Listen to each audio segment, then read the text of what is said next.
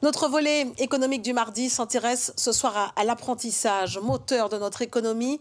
Les métiers de l'artisanat offrent bien plus qu'un emploi. C'est la transmission d'un savoir-faire. 550 apprentis sont formés chaque année en Guadeloupe par la Chambre des métiers et de l'artisanat.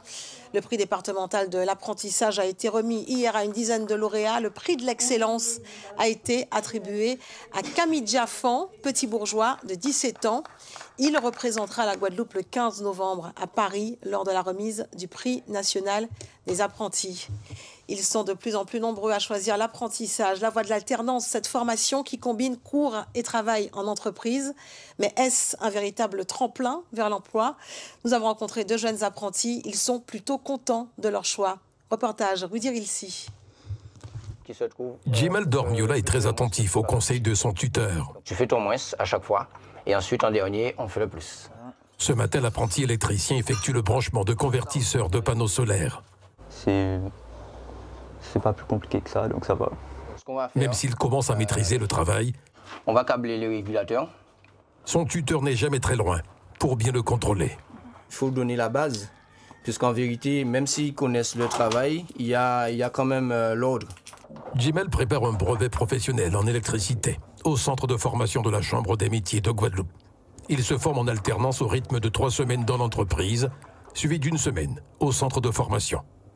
Comme je suis pas trop théorie, je suis pas trop cours, je préfère bouger, je préfère être sur le terrain que rester assis en cours. Donc pour moi c'est un bon truc. Passer des câbles, installer des tableaux de raccordement, Jimal s'y plaît déjà dans l'exercice. Mais il garde également un œil sur les moindres détails, dans ce métier pas toujours facile. C'est vrai que c'est assez physique, la chaleur, ou quand tu as une machine dans les mains, le poids de la machine, mais sinon, tant que tu t'ennuies pas, tant que tu n'as pas des choses, ça va pas.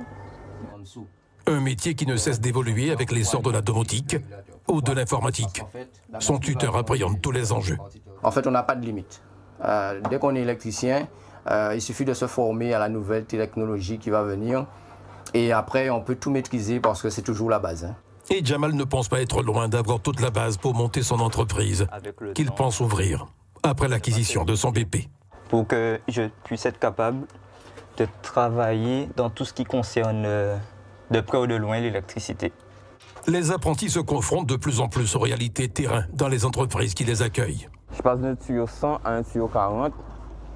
Ici, Mathis Gaël apprend à installer, entretenir et préparer des équipements dans le domaine de la plomberie. Et l'apprenti sait déjà décrire le métier. Technique et manuel qui rend service à la population, donc je m'y retrouve. Mathis cherche à acquérir une expérience précieuse. Il souhaite, après sa formation, fournir un travail qui respecte toutes les exigences. Fournir un travail de qualité, soit comprendre le client, déceler vraiment ce qu'il veut.